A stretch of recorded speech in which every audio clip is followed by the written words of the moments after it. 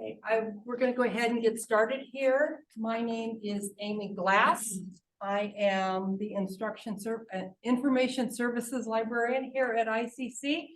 And I am also the chair of the ICC One Book One College Committee.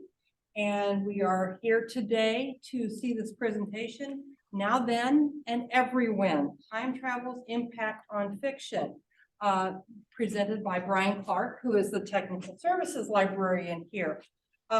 He is doing this. Our selection for this year is Kindred by Octavia Butler, and it has very much a time travel aspect to it. And so that is why we were doing that. For those of you who don't know about One Book, One College, it is a year-long interdisciplinary program engaging the ICC community through the reading and discussion of a shared book. For those of you attending on Zoom, please make sure, if you are asking for extra credit, to put your full name into either the chat. We do have somebody who's going to be recording that. And for those of you in person, there's a sign-in sheet. And with that, I am going to turn it over to Bryan. Thank you. Thank you. Okay, everybody, thank you for coming, and let's go ahead and get started. So there we go. Okay, so on the agenda today, we're going to talk about the history of time travel in literature, talk about the 8 types of time travel in literature, and the lessons that we've learned from time travel in literature, and then a discussion. So, No, that's okay. You're fine. I moved too fast for Amy. Okay, so history of time travel in literature. So where it began. So H.G. Wells and the Time Machine. This was published in 1895. It is the book that coined the term time travel. Before this book went into publication, that term did not exist. So 1895 is where that began. In this book, they traveled to the distant future. For those of you who have not read it, it is 20,000 years, I believe, of future travel to an age where the races of the population are no longer humans, and they are dealing with morality and other questions relating to how they got there. And it's never been out of print since 1895. It's considered the very first of this genre. However, Enrique Gaspar wrote El Anacronape, and he published that in 1887. A full 7 years, 8, depending on 7 to 8 years, let's go with that because publication dates are interesting, before the Time Machine. So interesting, it wasn't a time machine because the coin wasn't invented, but the vehicle they used still was a machine of sorts, and it was bigger on the inside with multiple rooms. There was a kitchen, there was a sitting room. It is the first book that denotes this sort of travel. And so what it did, instead of traveling to the future, the protagonist of this book traveled to the past. Unfortunately, the storyline revolves around wanting to marry his niece. Not the best way to start, potentially why. Ew. It was out of print for over 100 years and is often forgotten when talking about time travel. Also, you know, the book wasn't called The Time Machine, so it had that going against it too. So either way, within these 8 years, time travel literature really began to take shape, right? We either travel to the past, we travel to the future, and we use a device to get there. So what is it not? All right, so Mark Twain wrote A Connecticut Yankee in King Arthur's Court. This was published in 1889, so 2 years after the first book, but 6 years before The Time Machine, right? So right in the middle. But why is this not considered time travel, right? Because it's involving a modern day Yankee in King Arthur. Well, there's no device, there's no machine to get you there. There's no uncoupling from reality of where you are. The main characters just hit on the head. And generally speaking, when we look at time travel fiction, there needs to be some sort of device or separation to make that time travel possible, right? It needs to be more than just a good old fashioned head crunch. So in this one, again, it's a travel to the past. So, we're keeping the same ideas, past, future. Another idea of what is not. James McCullough wrote Golf in the Year 2000. This was published in 1892. So as you can see, this was between the first two. It's 3 years before The Time Machine. So these 8 years produced 4 books that were trying to figure out how this new genre worked. So why is this not considered time travel? Well, the protagonist falls asleep for 100 years. Similarly, Rip Van Winkle is not time travel because Rip Van Winkle falls asleep and wakes up after World War II or World War I. I forget which World War it is. Anyway, so again, you need an outside device. So, but for this one, travel to the future. So they're getting the ideas, but they're missing the main device point. So that's where we started, right before the turn of the 19th century. We started to see this being produced. Now, it didn't really pick up again. I mean, there were books in between, but once we hit the 60s, 1960s, 1950s, right in there, that's when books started to really start to run with this, because that's when the science fiction genre really took off on its own. So now we're going to move into the 8 types of time travel in literature. And I'm going to make a very open plug right now. I did not come up with these 8 types myself. There is a YouTube channel that I follow quite regularly called New Rock Stars, and their main contributor, Eric Voss, he came up with these 8 types of time travel, and so I am happily borrowing those to give to you today. Okay, so type 1, anything goes. We look at the definition. So characters travel back and forth within their historic time stream. What makes this special is that it is all encompassing, right? As long as you have a device that is taking you forwards or backwards in time, anything goes. We're not trying to stick to a specific scientific type of time travel. We're not trying to watch out for butterfly effects. We're not worrying about killing Hitler, right? This is the anything goes. The story is more important than the device of how we got there. So examples of this, and for the record, if you haven't read any of these books, I will probably spoil some of, or if not all of them, and I apologize if that makes you sad. So, for example, so the first 2 we mentioned, El Anacrompet and The Time Machine are examples of anything goes, because back then, just inventing the idea, that's as far as they went into setting up rules. 11/22/63 by Stephen King, where they go back to try to save JFK, is an example.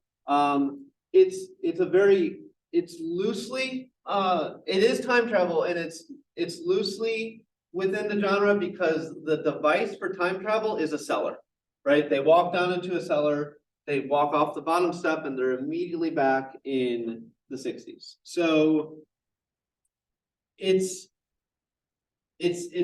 unique in the way that nothing is built for the time travel, but there is still something to get them there. It just happens to be somebody's basement. Sound of Thunder by Ray Bradbury.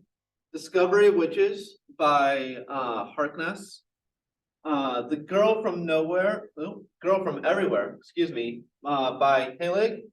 This Is How You Lose to Time War by L. Mokhtar, and Paradox Hotel by Hart.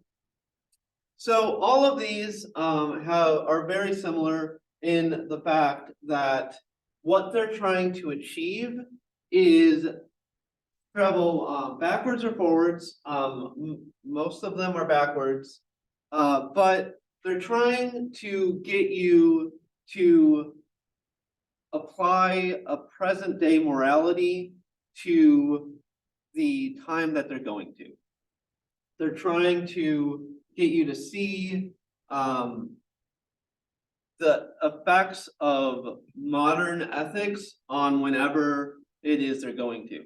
And so their focus on anything goes means that they can focus on the point of their time travel rather than the time travel itself.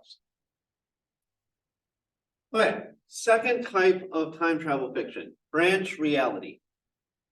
So in branch reality, changes to the past don't rewrite history. They split the timeline into an alternate branch timeline. This action does not change or erase the original timeline. So the example for this is Wrinkle in Time by Madeleine L'Engle. There aren't many examples of this type, simply because it's a very complex type of time travel to write about, because there's a lot of rules involved. And you'll find it more often in film, which we will open the discussion back up to film at the end of this presentation. But what's really impressive is that when Madeleine L'Engle wrote Wrinkle in Time, nothing had really been done in branch reality before, and very few has been done since. I'm not going to say none because I can't guarantee that there's not another book out there. Just there's not another one that I've read. And as you'll see from the examples, I've read quite a few.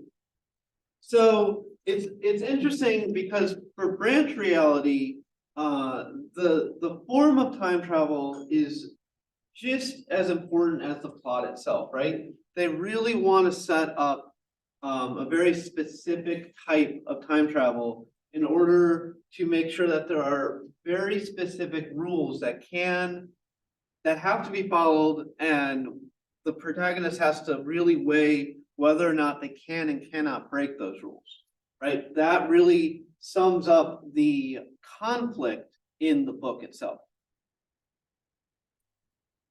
Okay, type 3, time dilation. Characters traveling off-world experience time moving more slowly than elsewhere in the universe, allowing them to move forward in time but not backwards.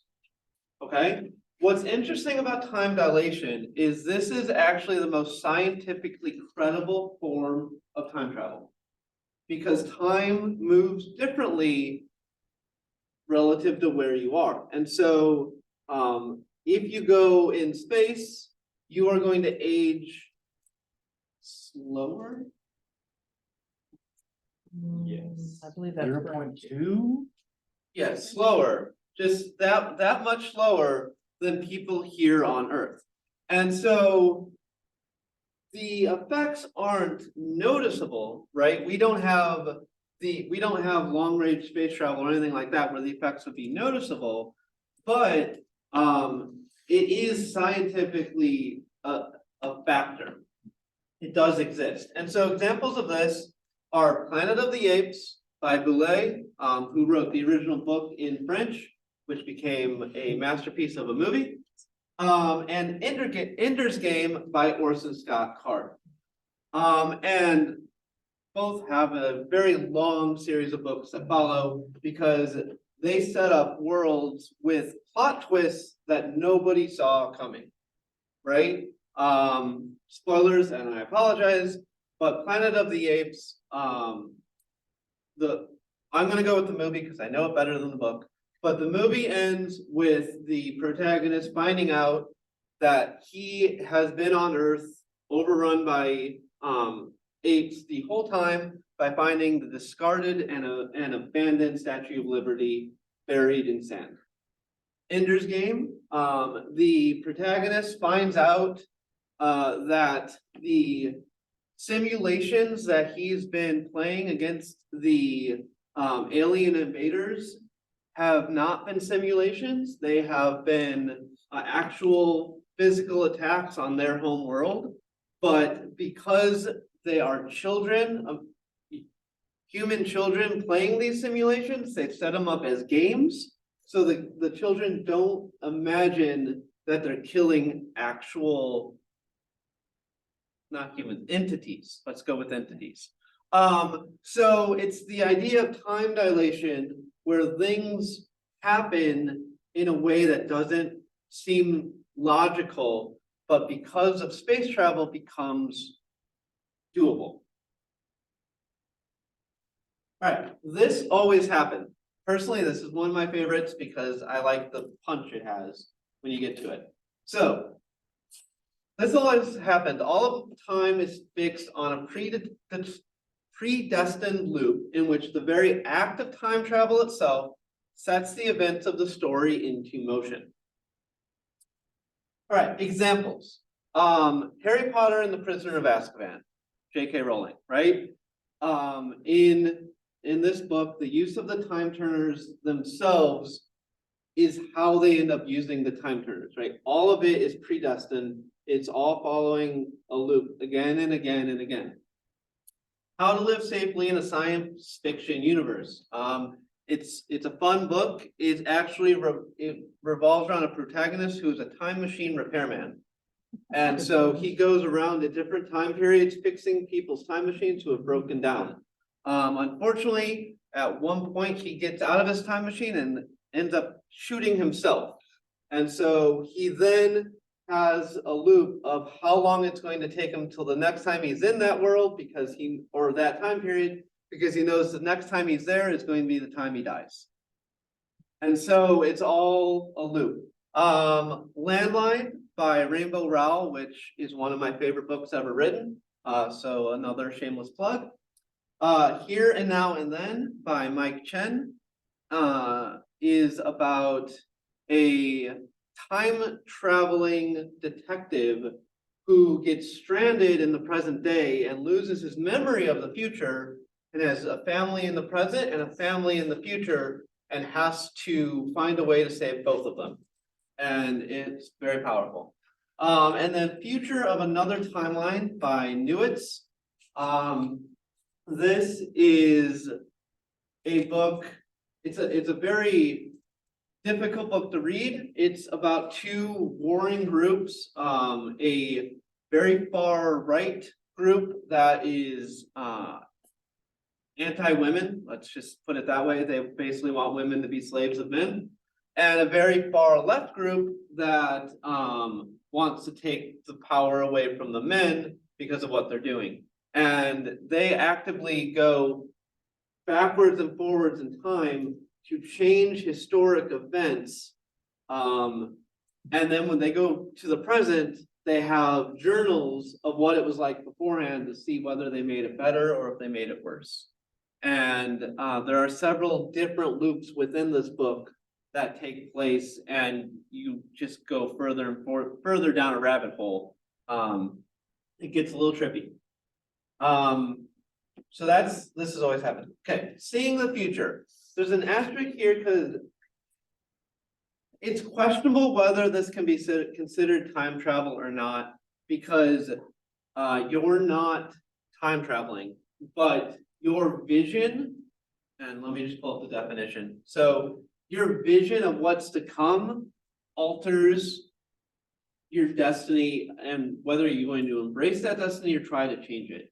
And so it's very borderline on time travel, because you're not physically going there to the future, but it affects you in such a way that you try to change what's about to happen.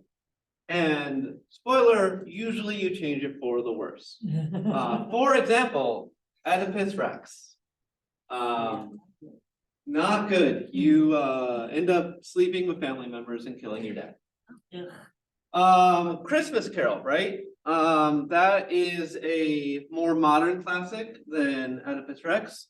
Christmas Carol by Charles Dickens, I can speak, I promise, is the story of Ebenezer Scrooge, seeing all the ghosts of Christmas past, present, and future, to change his outlook on life and to find a new way forward. And past and present for Scrooge don't really matter. It's not until he sees the future and sees his fate and the death of Tiny Tim, that is what spurs his change in the present. So again, it's seeing the future.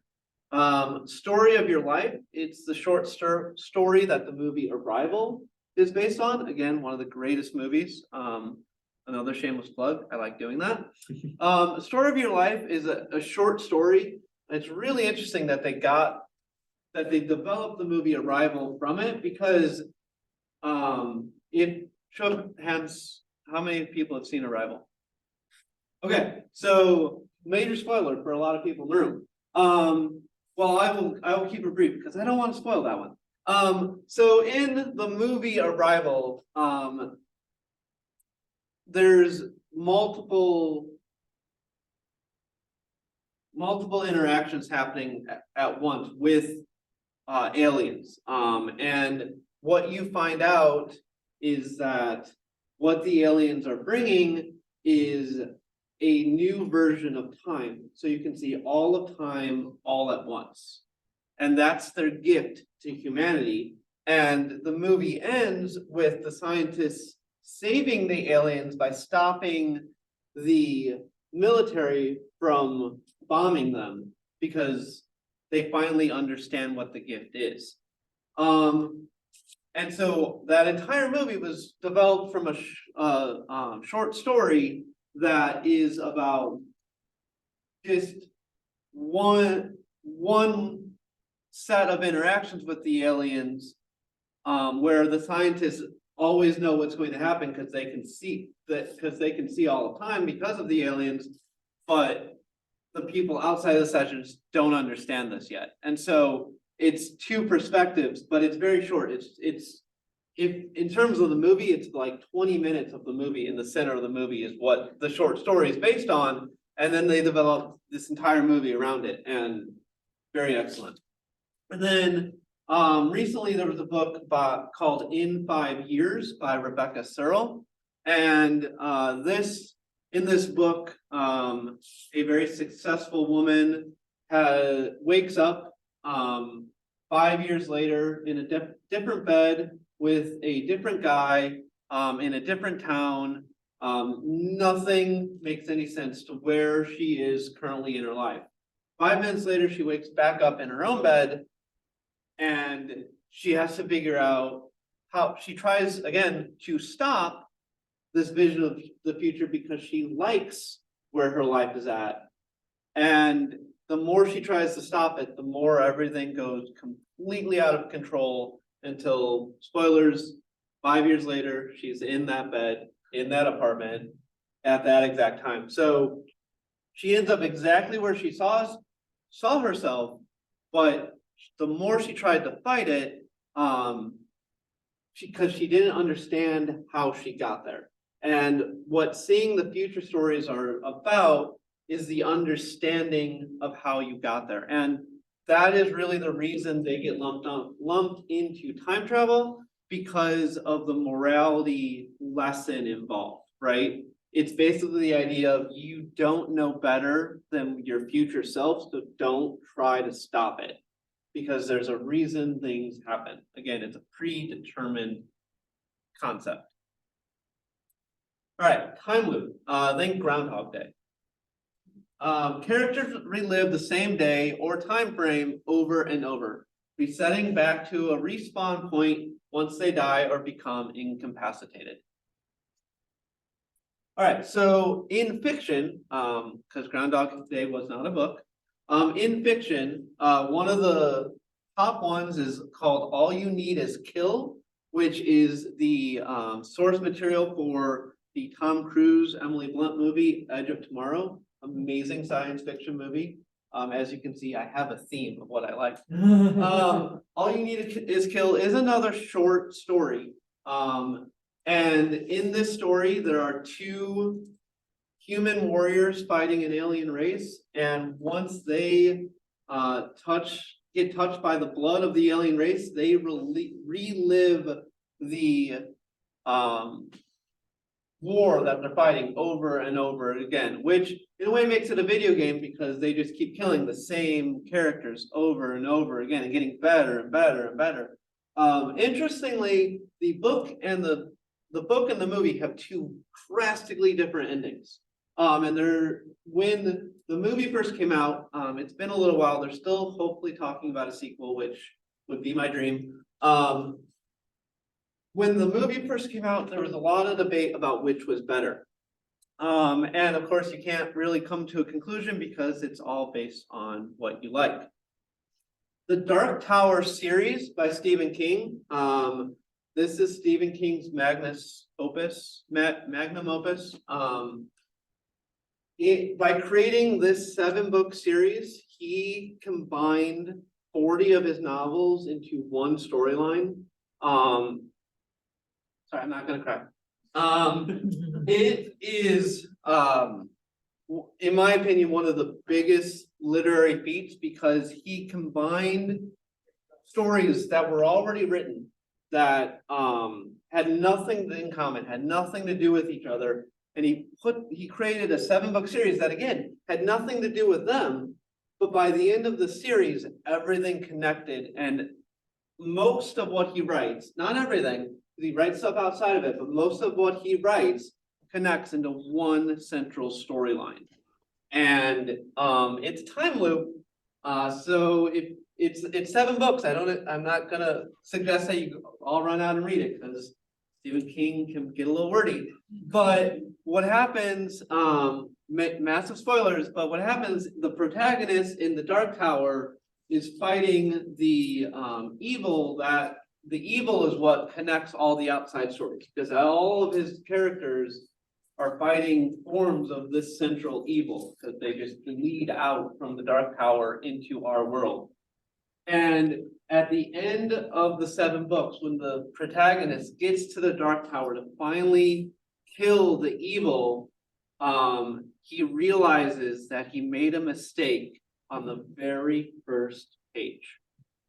7 books earlier, he gets sucked into the Dark Tower and back to page 1.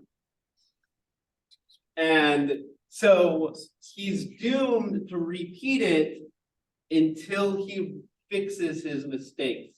And it's not just one, there's the mistake at the beginning, but he makes several mistakes along the way. And he's doomed to repeat this cycle until he does it right. And until he does it right, all of these other books that Stephen King writes will continue happening because the evil keeps spreading.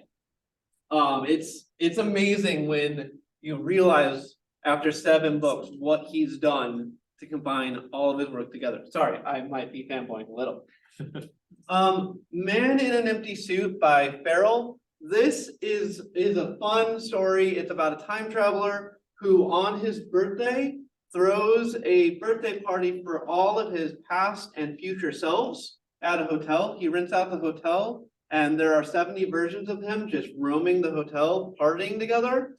Unfortunately, at one of these parties, one of his entities gets murdered. And so every year he has to go to the hotel and try to determine what year he's going to die and which one of them is going to kill himself. And so it's a time loop. It doesn't ever leave the party. It just goes year to year because the party is what matters. And so you go through the same events of the party from a different year's perspective each time. And you're just trying to figure it out as you go along. And then A Witch in Time by, I believe it's Dorothy Sayers. I only wrote last names because I ran out of room because I had so many examples. A Witch in Time is about a witch that gets cursed to continue to relive the same time over and over because she cursed somebody incorrectly. And it's about finding a way to break that curse and take her out of that time loop. Okay. Number 7, Unstuck Mind. All right. A character's consciousness is I'm missing a verb there. A character's consciousness transports through time within his body to his life at different ages. That sounds confusing. So let's go to examples. I have 2 of them. One is an all-time classic, one you probably never heard of. The classic, FYI, is Slaughterhouse-Five by Kurt Vonnegut. This is considered one of the best books ever written. And what happens in this book is that Billy Pilgrim gets unstuck. And he travels throughout his lifetime and enters different ages of his own life. And because it's Kurt Vonnegut and it can't be that simple, there are aliens involved, there is war, there are lots of extra factors. And so it's all about Billy understanding his importance beyond just himself. It's very much a the Christmas movie with Jimmy Stewart. Wonderful Life. Wonderful Life. It's a very much Wonderful Life type of book because it's all about the importance of Billy Pilgrim. But there's a lot more involved because Kurt Vonnegut doesn't make things simple. He makes things fun, not simple. And then Una Out of Order by Montemore. This is a book where the main character, you guessed it, Una, travels through her lifetime because she does not think that she has made right choices or amounted to anything. And she starts to see her life from a different perspective, and that makes her realize her importance to the people around her. And Can you go backwards? yes. Yeah. To number 7. Yeah. Okay. Can you go through that one and just a little bit slower? please? Yes, I can. Sorry. That's all right. Okay, so imagine, we'll do a hypothetical, right? So imagine that it was me, unstuck mind. I was time traveling. I would time travel my conscious, so I'm 39. Newsflash, I'm 39, everybody. My 39-year-old mind would travel throughout my life and enter different stages. So maybe like the butterfly effect movie. Yes, very much Ashton Kutcher butterfly effect. So I would travel to when I was 60, but my 39-year-old self would be in my 60-year-old body. So I would have all of the, I would know things from when I was 60, but it would still be my 39-year-old consciousness moving around unstuck from my physical form talking to you right now. That help? Or did I make it worse? Better. Okay, I like better. I often make it worse, so progress is good. Okay, number 8, unstuck body. Okay, so this is when a character's body or a physical object becomes physically detached from the flow of time. It becomes inverted or younger, so think Curious Case of Benjamin Button. Only certain objects are unstuck. So whoever is unstuck is still dealing with people traveling through time at the same rate. So examples of this, End of Eternity by Isaac Asimov. He wrote this because he saw a picture on the cover of Time magazine from 1939 that looked like a nuclear bomb mushroom cloud. Turned out to be a stalk of cauliflower. But it made him wonder what would happen if there was a picture of a nuclear bomb mushroom cloud from 1939. It might have been 1932. Either way, it was in the 30s, so before all that happened. And the entirety of that book came from the idea of what if there was an object, a picture of a nuclear bomb that existed when it shouldn't. Time Traveler's Wife is a very famous one. It's been made into a movie. I believe it's currently being made into a TV series. I don't know if it's out yet. Where a time traveler travels through time and interacts with different versions of himself and different versions of his wife. He first meets his wife when she is a little girl, and then meets his wife through many different interactions. And again, the book is very different than the movie. The book is a lot edgier than the movie made it out to be. One Last Stop by Casey McQuiston. This is a really great book about a woman who gets unstuck in the 70s because of a power surge on the New York subway. And the one person who can see her and tries throughout the book to bring her back to be consistently in one place. And then Kindred by Octavia E. Butler, which is our One Book, One College book, which is the story of a woman routinely traveling from her home to a different location in the slavery period. Sorry, a Black woman traveling from her home to a slave plantation, let's put it that way, and having to deal with the effects of the time period as well as the time travel, because it's not pretty what she's dealing with. And who she meets. And who she meets, yes. We'll leave it at that. Yeah, we'll leave it at that. Read the book. It's intense and it can be difficult. So just be aware. Yeah. Ooh. All right, so lessons learned from time travel literature. All right, so how we learn from it. All right, so travel to the past. What are the lessons? Applying a modern frame onto past events, usually bad past events, right? So you're going to reflect on where we've come with social and cultural issues and revolutions, okay? Because you can frame slavery, the Holocaust, all of those things. Well, I guess that's only two things, but both of those things, there we go, using the knowledge we have from where we are now.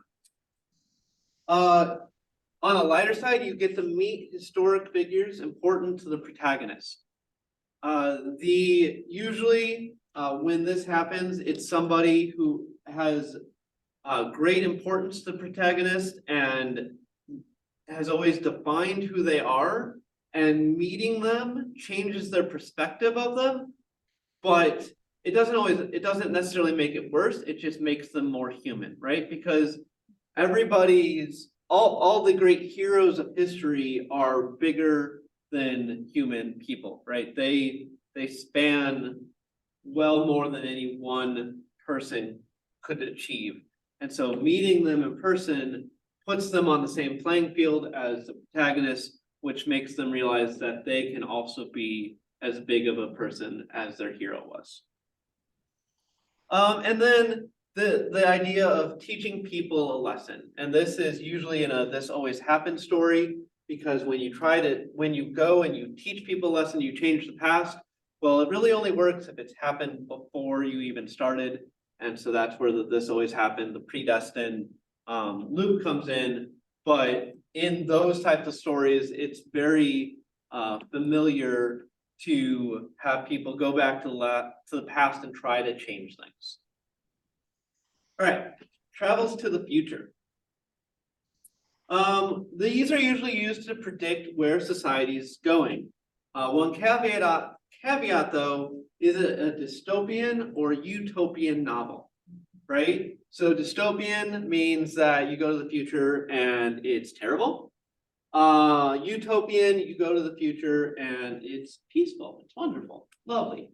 And a lot of that is going to depend on when the book is written, right? If things are really good when the book is written, which unfortunately doesn't happen very often, then the future is going to oftentimes mirror that. And that's where you get a lot of the utopia literature, because there's a lot less of it, unfortunately. The utopia literature comes because we're doing great things. Oh, look, they're still doing great things in the future. Yay, us.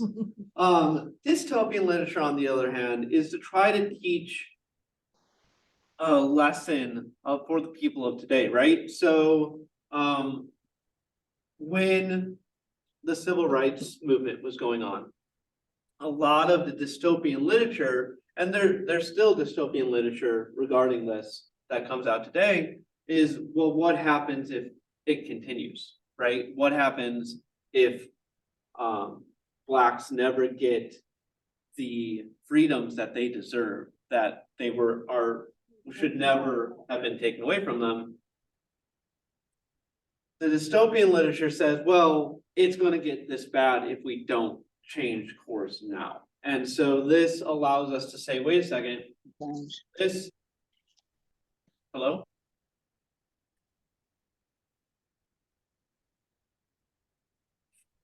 Okay, thought somebody on Zoom was talking to me. This happens to change the course of events, to make people see the error of their ways.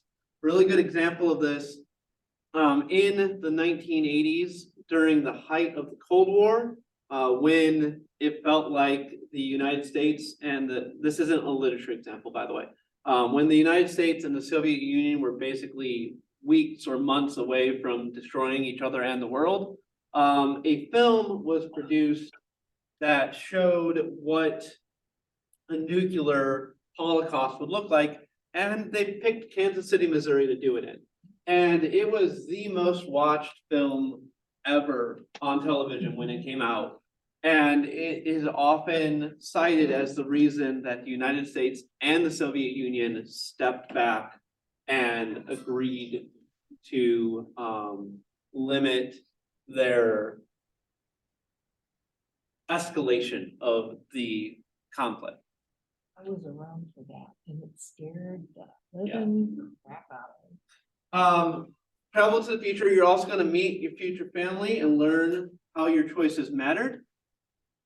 Again, to just show how important the little details are. You're gonna either save society, and we kind of talked about this, save society in the future if it's dystopian, by being like, oh, look, we can do things better. Or in the present, if it's utopian, by saying, oh, we're doing things better now. Let's make it better here. Again, so that's often how future works. Then the last one is outside of time. Give any examples on dystopian? Yeah, dystopian, Man in the High Castle by Philip K. Dick, is what if the Nazis didn't lose? That was just made into a very popular TV series on Netflix, I believe. I don't have Netflix, so I wouldn't know, but I'm gonna say it's Netflix. So that's a popular example of it. Handmaid's Tale is another. So that's 1984, Brave New World. Those are big dystopian fictions that really dive into what happens. Yes, Would Parable of the Sower be considered dystopian? yeah, I would call it that, yes.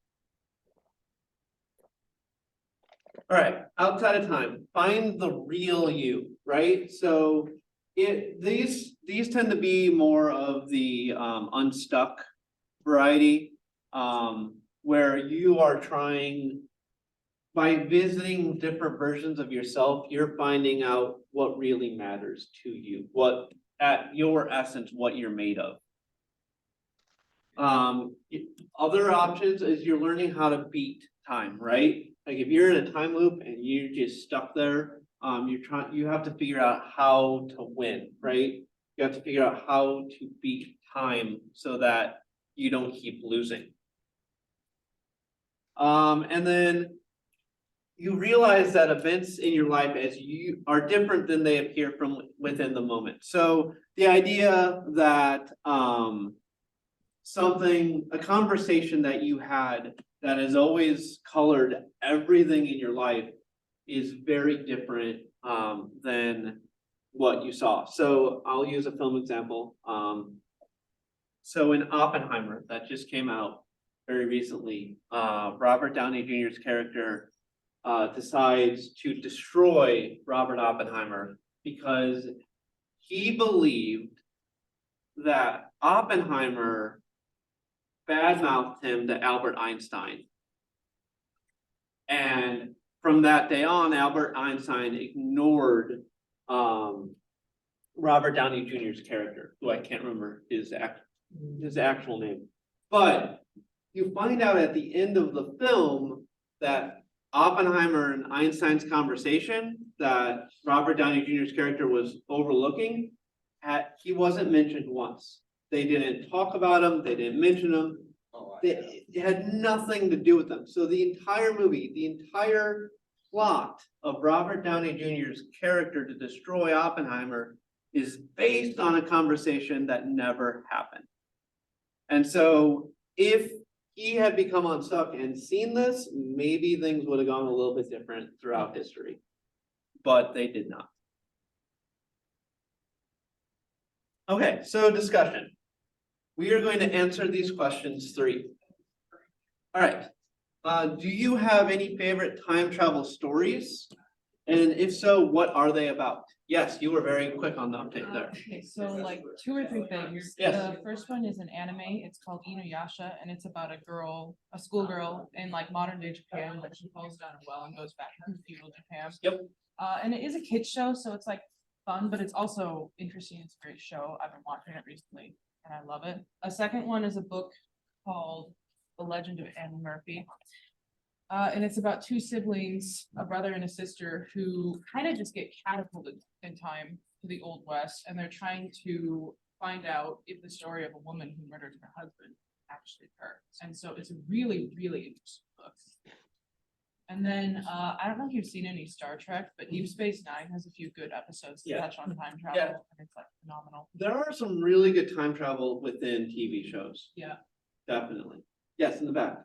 Dragon Ball Z gets into the split timelines. Mhm. Also. Yeah, the branch idea, definitely. Yes, Christopher Reeve's movie, where he's trying to get back to the love of his life. Okay. After, like, getting a letter that was addressed to him, but it was like, somewhere in time. Yes. Yeah, Oh, yeah. Yeah. and you were talking about out of body. Would that be considered that? Because like he would, I think, hypnotize himself. and Yeah, go there are, I have seen that movie, it's been a long time, but there are aspects of that movie that, and what's interesting is that a lot of these are gonna fall into multiple categories. Any responses on Zoom? I know there's a couple more hands here, but Yeah. Can you hear me? yes, Okay, well, there's also a movie. Oh, by the way, my name is Erica. There's also a movie on Netflix. I believe it's called Always a Witch or something like that. And it's pretty good. It goes back to where she time traveled back to where, back to where the ancestors were slaves. and she had to go back in time to try to fix things of what was going on. So that movie was pretty good. She time traveled back like a ways back. Yeah. One more in person and then on Della, I'll get to you on Zoom. I have two examples. One's a bit obscure, but there is a Netflix series called Dark. Okay. I haven't watched a whole lot of it. My cousin has watched more, but he basically says that two specific scenarios he mentioned was one, basically a boy ends up becoming his own father Okay. after his mother in the past. And then there's a lady that tries to save this old woman because she knows she's gonna die, and the process accidentally kills her. And then another example, I don't know if you've heard of it, it's kind of an obscure version of time travel, but it's very popular. Have you heard of Undertale before? Undertale's a video game that has to do, it has a lot to do with like saving, loading, and resetting, like a video Oh, game yeah, mechanic. yeah. However, it uses it a lot like in the actual world itself. It's not just a video game, although it says it's a video game, but in its world, it's almost as if it's a power. So it's looked a lot more at the reality of itself. And there's like this thing with like people getting like different abilities to travel. There's a lot of time loops about it. The whole thing's supposed to be the idea of a time loop. So every time you restart the game, it you like reset your data, but the game remembers what previous timelines you've done. So you can either do a pacifist route or a genocide route. There's one character specifically always remembers what you've done. He'll comment on it. Okay. You should look at that. I will. Undertale. Okay. You be careful though. It's Addicting. it's a thing for sure to say. Della, you have your hand raised on Zoom? Yes, well, when it comes to time travel, like I think about the movie I grew up off of, which was Back to the Future.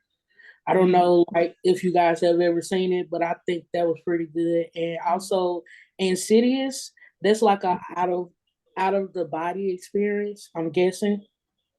Yeah, no, Insidious, yeah. Back to the Future, that has, what's interesting about Back to the Future, and I won't go too long into that, because so Back to the Future sets up one version of time travel, and then Back to the Future Part 2 says, haha, just kidding, we're ignoring and rebuking everything we said in Part 1. And because there's a lot of questionable things in Part 1, and Part 2 tries to fix it. So yes, but that is kind of the king of movies when it comes to time travel, for sure. Amy. I was gonna say, again, somebody mentioned Deep Space Nine. I'm more of a next gen person.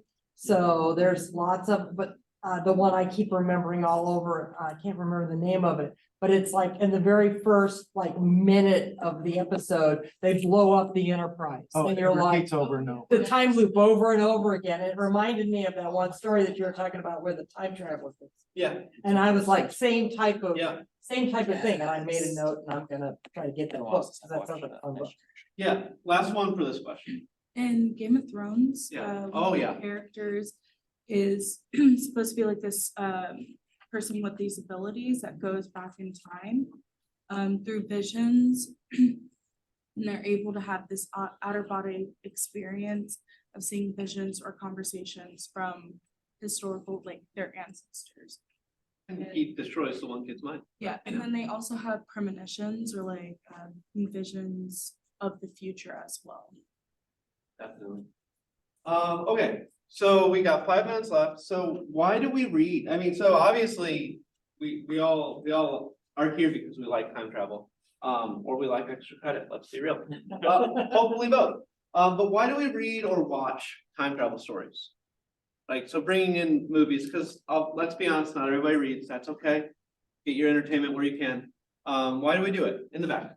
It puts you somewhere that you wouldn't have experienced otherwise. So we obviously can't experience what the 1800s was like, but if we watch a movie where someone time traveled to there, we're experiencing it kind of the same way they are. Definitely. If you think about in the past, a lot of times there would be stories told to children as like cautionary tales to warn them not to do things. So I think time travel books could be cautionary tales if you're thinking about traveling to the future and it's dystopian, then that could probably be, you know, something to make you think. Yeah, cautionary tale. One more from here and then we'll check soon. For me, it's like, we know time travel is mostly, well, at least in the past, fiction for us. And for some of us, we wish we could go do it for maybe personal, not, how is it, not money grubbing reasons, but personal ones, maybe to like, to visit a past family member, just to say goodbye. Yeah. But I think it's just to more or less, like you said, to explore the past or the present or the whatever might be happening. Yeah, definitely. Any thoughts on Zoom? Well, I would think maybe because we might be going through our own experience, and so we read up on other experiences to try to match ours. Yeah, I mean, we're all going through something, that is for sure.